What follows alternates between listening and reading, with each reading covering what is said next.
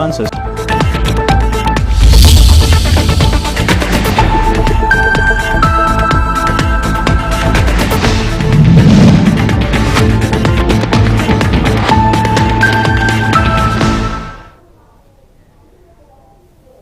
Welcome to CVR English News. This is Shekin. Let's get into the latest regional updates. Tensions have escalated in Anantapur following a war of words between Minister Satyakumar and J.C. Prabhakar Reddy, a prominent political figure. The dispute began when J.C. Reddy made remarks about the destruction of the buses, which Satyakumar vehemently rejected.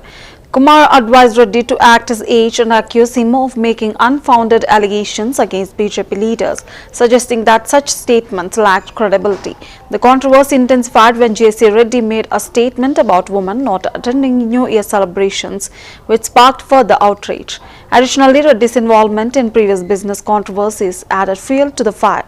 Satyakumar also criticized Reddy for insinuating that BJP leaders were responsible for the recent bus burning incident, leading to a strong backlash from BJP leaders.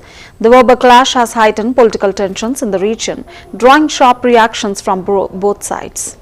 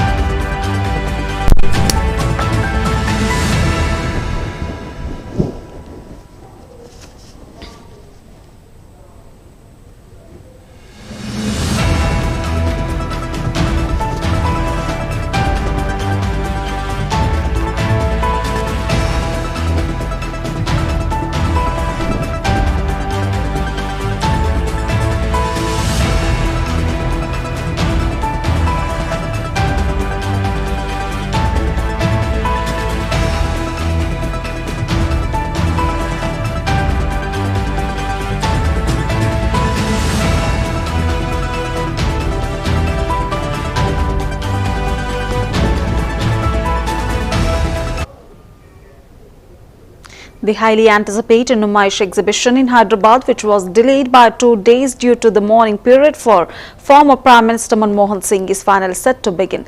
The annual event, traditionally held at the Nampally Exhibition Grounds, will run from January 3rd to February 15th this year. Chief Minister Revant Reddy is scheduled to inaugurate the event, which is expected to attract millions of visitors. The exhibition will continue its legacy of showcasing a rich mix of industrial, cultural and local displays, offering a platform for various industries and artists to present their works.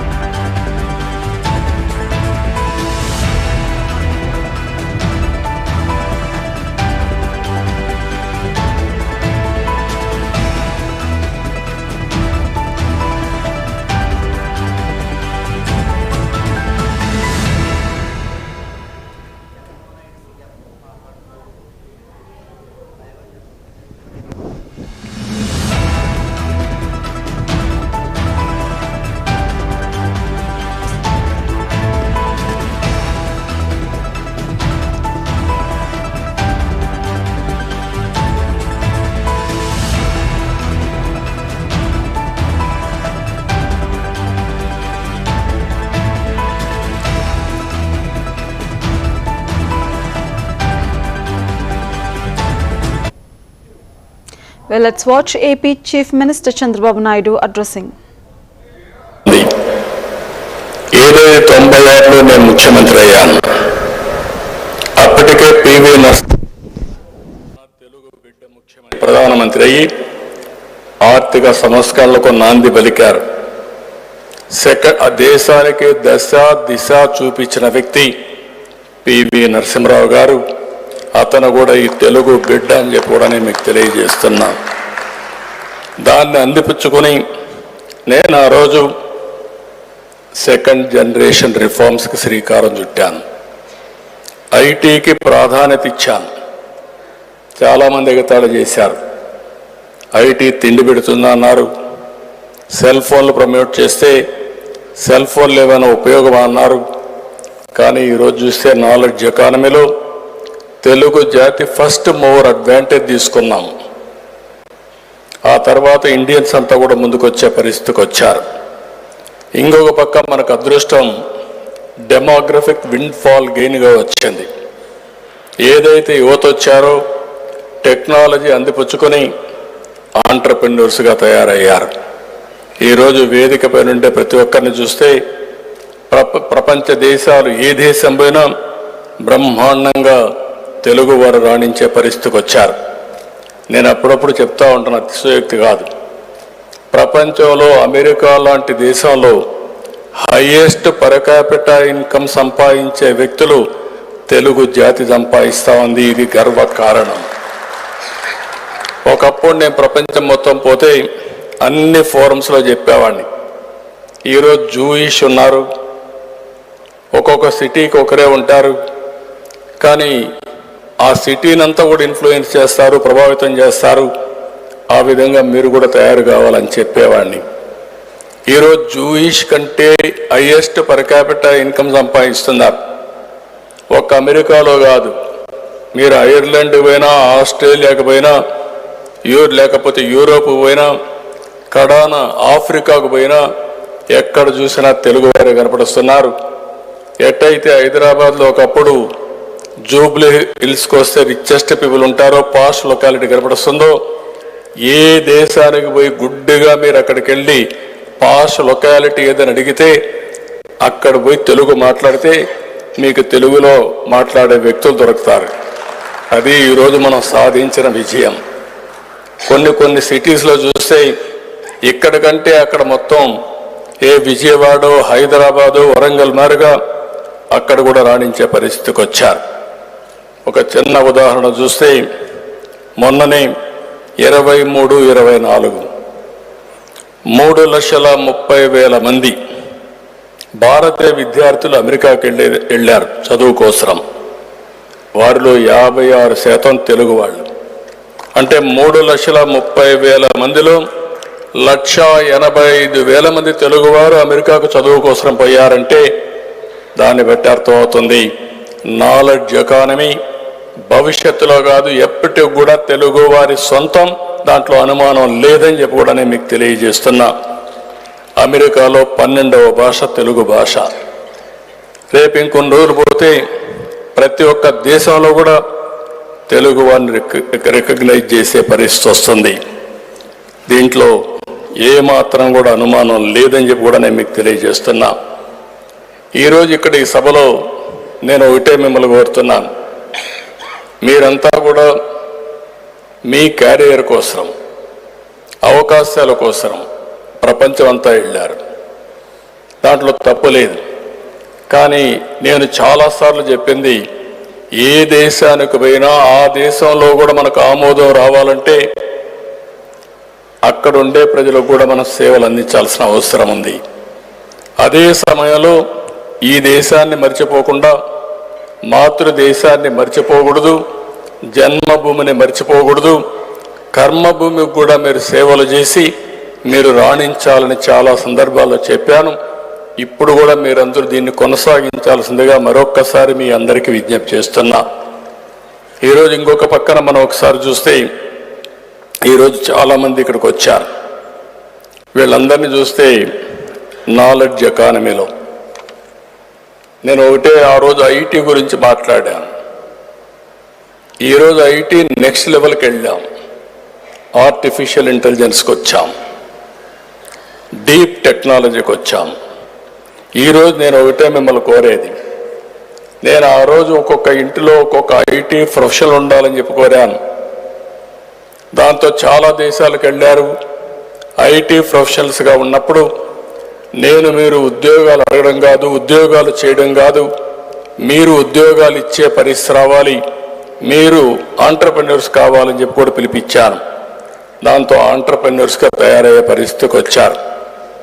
ఇప్పుడు నేను మిమ్మల్ని కోరేది, ప్రతి ఒక్క ఇంటికి ఒక IT ప్రొఫెషనల్గా ఉండడమే కాదు, ప్రతి ఒక్క ఇల్లు కూడా ఆర్టిఫిషియల్ ఇంటెలిజెన్స్ను ఉపయోగించుకొని ఆర్టిఫిషియల్ ఇంటెలిజెన్స్ ద్వారా మీ నిర్ణయాలు చేసేటప్పుడు తప్పుడు నిర్ణయాలు కాకుండా సరైన నిర్ణయాలు చేసే పరిస్థితి రావాల్సిన అవసరం ఉంది. అదే సమయంలో ఈరోజు ఇంకొక పక్కన ఆలోచిస్తే నేను ఒక పిలుపిచ్చాను, ప్రతి ఒక్క ఇంటికి ఒక ఆంటర్‌ప్రెన్యూర్ తయారు కావాలని. చిన్న ఆంటర్‌ప్రెన్యూర్ కానీ పెద్ద ఆంటర్‌ప్రెన్యూర్ కానీ తయారు కావాల్సిన అవసరం ఉంది. ఇప్పుడే మిత్రులు మాట్లాడారు. నేను సింగపూర్లో మాట్లాడినప్పుడు ఒక మాట చెప్పాను. ఈరోజు మీరు ఉద్యోగాలు చేస్తూ చాలని జీతంతో ముందుకు పోయినప్పుడు మనం ప్రపంచంలో గుర్తింపు తెచ్చుకోలేం.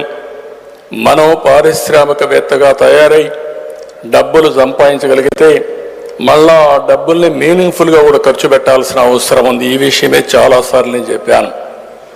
ఒకప్పుడు నేను ఇక్కడి నుంచి పారిశ్రామికవేత్తల్ని విదేశాలకు తీసుకెళ్ళాను. ఒక్కొక్కసారి 50 మందిని 60 మందిని వాళ్ళ ఖర్చులే పెట్టుకొని వచ్చేవారు. ప్రపంచం అంతా తిరిగేవాళ్ళం. ఇదే మాదిరిగా మీటింగులు పెట్టి అక్కడ లోకల్ పీపుల్తో మన వాళ్ళందరినీ నెట్వర్క్ చేపిస్తూ ఎంఓయూలు చేయడం, కొలాబరేషన్లు పెట్టడం, టెక్నాలజీ తీసుకురావడం, ఇలాంటి కార్యక్రమాలన్నీ చేసే పరిస్థితికి వచ్చాం. నేను ఎప్పుడో చెప్పేవాడిని, డబ్బులు అవసరం. పెట్టుబడులు పెట్టాలంటే డబ్బుల కంటే కూడా ఐడియాస్ అవసరం. ఈరోజు వేదిక పై నుండే ప్రతి ఒక్కరు కూడా డబ్బులు పెట్టే పైకి రాలేదు, ఒక ఆలోచన చేశారు. ఆ ఆలోచనతో ఈరోజు ఆ స్థాయికి ఎదిగే పరిస్థితికి వచ్చారు. ఒక ఉదాహరణ చెప్తున్నాను. ఇక్కడ మనం కన్వెన్షన్ సెంటర్లో ఉన్నాం. నాకు ఆ రోజు ఒక ఆలోచన వచ్చింది. ఒక మంచి కన్వెన్షన్ సెంటర్ దేశంలో లేదు. లేకపోతే మేము ఆలోచించాం ఏ విధంగా కట్టాలంటే దుబాయ్ గవర్నమెంట్ని రిక్వెస్ట్ చేశాను. దుబాయ్ గవర్నమెంట్ రిక్వెస్ట్ చేస్తే ఏ విధంగా కట్టాలని ఆలోచించినప్పుడు ఒక వైబిలిటీ రావాలి, సస్టైనబిలిటీ రావాలనే ఉద్దేశంతోనే ఇక్కడ కన్వెన్షన్ సెంటర్ కడితే ఎంఆర్ ప్రాపర్టీస్లో విల్లాస్ కట్టుకోవడానికి ల్యాండ్ ఇస్తానని ప్రపోజల్స్ పెట్టాను. అక్కడ ఎంఆర్ ప్రాపర్టీస్ అక్కడ ప్లాట్స్ వేసి గోల్ఫ్ అవన్నీ అక్కడ తీసుకొచ్చారు. ఇక్కడ వస్తే బ్రహ్మాండమైన కన్వెన్షన్ సెంటరే కాకుండా పక్కన ఎగ్జిబిషన్ సెంటర్స్, హోటల్ ఇవన్నీ కట్టాం. పక్కనే ఎన్ఏసి కట్టాం. ఒక్క పైసా ఖర్చు పెట్టకుండా ఇవన్నీ క్రియేట్ చేశామంటే అది ఒక ఆలోచన. ఇలాంటి ఆలోచనలోనే ఆ రోజు ముందుకు పోయాం. ఫస్ట్ టైం మీరు చూస్తారు, ఇక్కడ కూడా ఉంది, హైటెక్ సిటీ ఉంది. హైటెక్ సిటీ కట్టినప్పుడు ఏం చేయాలి, ఐటీకి దారి ఏంటని ఆలోచించినప్పుడు మొట్టమొదటిసారిగా హైటెక్ సిటీ కట్టాం. హైటెక్ సిటీ కట్టిన తర్వాత ఏ విధంగా మనుషుల్ని తయారు చేయాలంటే 20-30 ఇంజనీరింగ్ కాలేజీలు ఉంటే 200 ఇంజనీరింగ్ కాలేజీలు 9 సంవత్సరాల్లో ప్రమోట్ చేసే పరిస్థితికి వచ్చాం. ప్రపంచం అంతా తిరిగి మార్కెట్ చేసి కంపెనీస్ తీసుకొచ్చాం. బ్రిక్ బై బ్రిక్ పెంచాం. ఐడియాస్తో మనం ముందుకు పోయామని చెప్పి కూడా నేను మీకు తెలియజేస్తున్నా. ఈరోజు తెలుగు జాతికి ఒకటే విజ్ఞప్తి చేస్తున్నాం, మీరందరూ గుర్తుపెట్టుకోవాల్సిన అవసరం ఉంది. ఇటు తెలంగాణలో ఉన్నాం, ఆంధ్రప్రదేశ్లో ఉన్నాం, ప్రపంచంలో ఎక్కడున్నా ఒకరికొకరు పరస్పరంగా సహకరించుకోవాలి. ఈరోజు తెలుగు ప్రపంచ మహాసభ ఒక ఆర్గనైజేషన్ పెట్టారు. ఎక్కడికక్కడ మీరు తెలుగు సభలుంటే అవన్నీ కూడా అఫిలియేషన్ పెట్టుకొని ముందుకు పోయే పరిస్థితికి వచ్చారు. ఇది ఒక ఉదాత్తమైన ఆలోచన. అయితే ఇక్కడ మనందరం గుర్తుపెట్టుకోవాల్సింది, మనం చేసేటప్పుడు నేను ఇంత మునుపు కూడా ఒకసారి ఆలోచించాను, ప్రపంచంలో ఉండే తెలుగు వారందరి కోసం ఏ దేశాల్లో ఎలాంటి అవకాశాలు ఉన్నాయో అవన్నీ కూడా తయారు చేసి ఒక కన్సల్టెంట్ పెట్టి ఒక విజన్ తయారు చేసి ఆ అవకాశాలు మీకు ఇవ్వాలని ఆ రోజు ముఖ్యమంత్రిగా ఆలోచించాను. కొంతవరకు అయింది. కానీ ఈరోజు మీ అందరికీ ఒకటే విజ్ఞప్తి చేస్తున్నా, 2020 విజన్ మీరు చూశారు. ఈరోజు హైదరాబాద్ నగరాన్ని ఈరోజు 2047 తయారు చేశాం. ప్రధానమంత్రి గారు నరేంద్ర మోడీ గారు 2047కి వికసిత్ భారత్గా ఉండాలని విజన్ 2047 తయారు చేశారు. నాకు ఏమాత్రం అనుమానం లేదు, 2047కి భారతదేశం ప్రపంచంలోనే నెంబర్ 1 కానీ నెంబర్ 2 స్థానంలో ఉంటాం. దీంట్లో ఎవ్వరికి ఎలాంటి అనుమానమే అవసరం లేదు. దానికి కూడా కారణాలు చూస్తే ఫస్ట్ మూవర్ టెక్నాలజీలో మనం అడ్వాంటేజ్ తీసుకున్నాం. డెమోగ్రఫిక్ డివిడెంట్ ఒక అడ్వాంటేజ్గా వచ్చింది. ఆంటర్ప్రెన్యూర్ స్కిల్స్ మనకు అబ్బాయి. ఈ 3 కూడా డెడ్లీ కాంబినేషన్. ప్రధానమంత్రి గారు 2047 వికసిత భారత్ కోసం చేస్తే నేను స్వర్ణాంధ్రప్రదేశ్ 2047 తయారు చేశాను. ఇందులో కూడా నేను ఒక 10 ప్రిన్సిపల్స్ పెట్టాను. మీరందరూ రిక్వెస్ట్ చేస్తున్నా, ఈరోజు మీరు కూడా అందరం కలిసి చేయాల్సిన అవసరం ఉంది. మీరు ఎక్కడున్నా ఈరోజు ఇంత మునిపే నేను ఒక మాట చెప్పాను. ఒకప్పుడు అమెరికాలో ఉంటే ఇండియాలో మనం మాట్లాడాలంటే అవకాశాలు ఉండేటివి కాదు. ఈరోజు ప్రపంచం అంతా కూడా గ్లోబల్ విలేజ్గా తయారైంది. నేను అందుకే పిలిపించాను, think globally, act globally, location is not the constraint. ఎక్కడున్నా మీకు తెలివితేటలుంటే అక్కడి నుంచే కంపెనీ స్టార్ట్ చేయొచ్చు, ప్రపంచాన్ని శాసించే శక్తి ఉంటుందని చెప్పి ఎప్పుడో చెప్పాను. ఇప్పుడు ఇక్కడే ర్యాపిడో ఉన్నాడు. ఒక ఆలోచన, ఒక చిన్న ఆలోచన ఈరోజు కోటీశ్వరుడు అయ్యాడు. అంటే మోటార్ బైకులన్నీ కూడా 2 వీలర్స్ అన్నీ యాప్లో తీసుకొచ్చి సర్వీస్ ప్రొవైడ్ చేశాడు, లీడర్షిప్ ప్రొవైడ్ చేస్తున్నాడు. బ్రహ్మాండంగా ముందుకు పోయే పరిస్థితికి వచ్చారు. ఇప్పుడే ఒక అమ్మాయి, సుందరని అమ్మాయి అయితే work from home, work stations, co working space. It is ఒక ఆలోచన తీసుకొని ఇప్పుడు 35,000 మందికి ఉద్యోగాలు ప్రొవైడ్ చేయగలిగింది.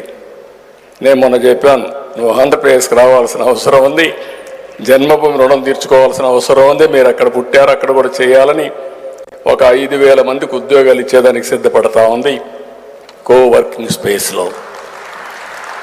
అంటే ఈరోజు మనకు ఒక విషయం మీరు గుర్తుపెట్టుకోవాల్సిన అవసరం ఉంది.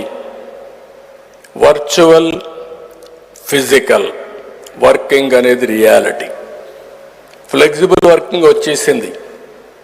మీకు ఇష్టం వచ్చినప్పుడు మీరు పని చేయొచ్చు, నాకు అవసరమైతే నేను పని తీసుకుంటా. ఇంకొక పక్క ఫిజికల్గా చేయాలంటే ఒకప్పుడు రోజంతా పని చేసేవాళ్ళం, ఇప్పుడు అవర్లీ బేసిస్ వచ్చింది. డ్రైవర్ అవరా, 2 అవర్సా, లేకపోతే డ్రాప్ ఇవన్నీ వచ్చేసే పరిస్థితికి వచ్చాయి. ఇంకొక పక్క ఎలక్ట్రీషియన్ కానీ, ఫిట్టర్ కానీ, బ్లూ కాలర్డ్ ఎంప్లాయీస్ అంతా కూడా యాప్ చూసుకొని ఎవరికి అవసరమైతే పనిచేసే పరిస్థితికి వచ్చేసారు.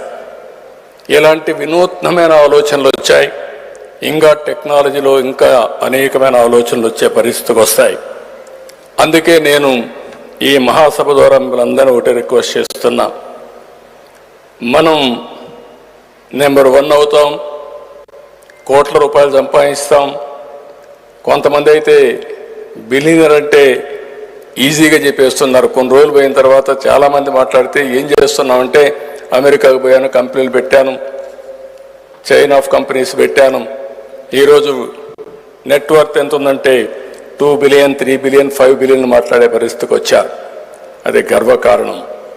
కానీ నేను ఒక పిలుపిస్తున్నాను, సమాజంలో భారతదేశంలో కానీ ఆంధ్రప్రదేశ్లో కానీ జీరో పావర్టీ మన లక్ష్యం కావాలి. మనకందరికీ సమాజం ఈ స్థాయి ఇచ్చింది. నేను రాజకీయాల్లో రావచ్చు, మీరు ఇండస్ట్రీలో ఉండొచ్చు, ఇంకొకరు ఒక అకాడమిషియన్గా ఉండొచ్చు, లేకుంటే ఎల్లా కృష్ణ గారికి కలిసి వచ్చి ప్రపంచానికి కోవిడ్ వ్యాక్సిన్ తయారు చేశాడు.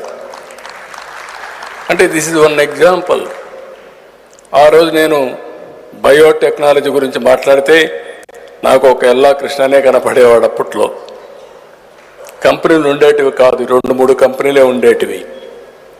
అలాంటిది ఆ రోజుట్లోనే బయోటెక్నాలజీ ఆలోచించి జనాం వ్యాలీ ప్రారంభిస్తే అందులో కంపెనీ పెట్టి ఈరోజు ప్రపంచానికి మన ప్రధానమంత్రి నరేంద్ర మోడీ గారు 90 దేశాలకు కోవిడ్ వ్యాక్సిన్ ఇచ్చాడంటే అది హైదరాబాద్లో తయారు చేసిన వ్యాక్సిన్.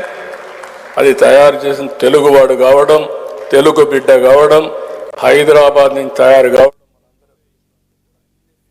చెప్పేవాడిని. ఈరోజు జూయిష్ ఉన్నారు, ఒక్కొక్క సిటీకి ఒకరే ఉంటారు, కానీ ఆ సిటీని అంతా కూడా ఇన్ఫ్లుయెన్స్ చేస్తారు, ప్రభావితం చేస్తారు. ఆ విధంగా మీరు కూడా తయారు కావాలని చెప్పేవాడిని. ఈరోజు జూయిష్ కంటే హైయెస్ట్ పర్ క్యాపిటల్ ఇన్కమ్ సంపాదిస్తున్నారు. ఒక్క అమెరికాలో కాదు, మీరు ఐర్లాండ్ పోయినా, ఆస్ట్రేలియాకి పోయినా, లేకపోతే In preparation for the upcoming Sankranti festival, the Telangana State Road Transport Corporation has announced comprehensive measures to accommodate the surge in passenger traffic. A total of 6,432 special buses will be deployed across the state, with 557 buses offering advanced reservation services to ensure smooth and organized travel.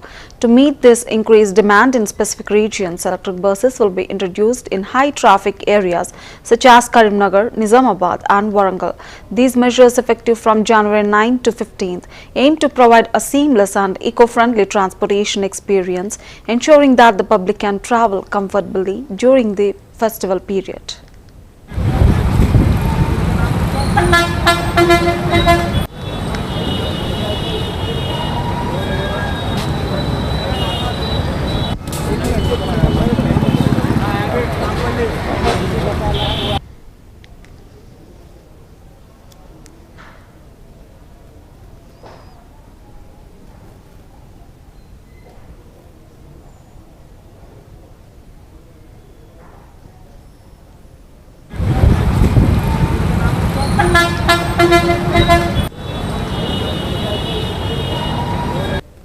Minister Ponguletti Srinivas Reddy has expressed strong disapproval of the corruption within the state's registration department, which has been the subject of numerous public complaints. In response to these concerns, Reddy issued a stern warning to officials, stating that if corrective actions are not taken, he will escalate the matter to the Anti-Corruption Bureau. The minister stressed the need for greater transparency and accountability within the department, emphasizing that any official found engaging in bribery or unethical practices will face strict action.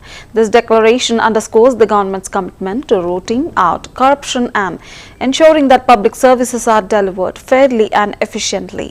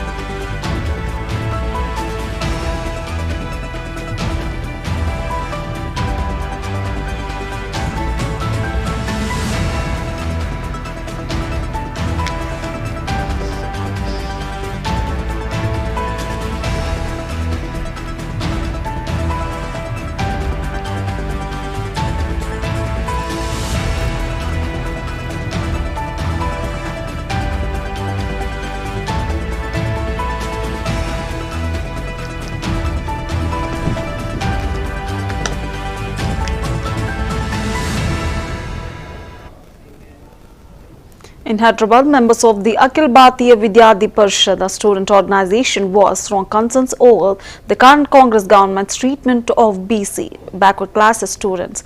The protesters highlighted the government's failure to provide adequate accommodation and support, which they claimed had led to the unfortunate death of students. The AVBP also raised the issue of delayed scholarship disbursements, which they argued were owed to BC students, leaving them financial distress. In a bid to amplify the demands, the protesters attempted to storm the BC Welfare Association office, but police swiftly intervened, arresting several of the demonstrators. The incident has sparked further debate on the government's handling of student welfare and the pressing need for reforms to support the BC community.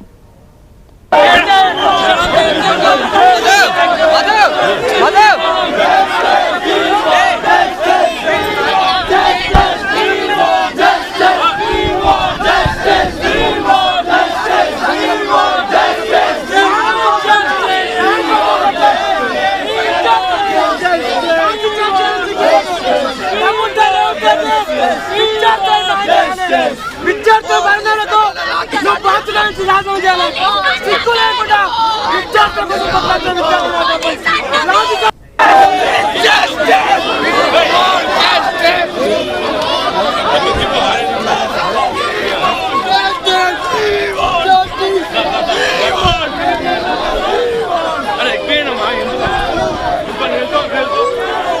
The 2025 World Economic Forum in Davos will see a strong representation from Andhra Pradesh, with Chief Minister Chandrababu Naidu leading the state's delegation. Joining him will be IT Minister Nara Lokesh and Union Minister Ram Mohan Naidu.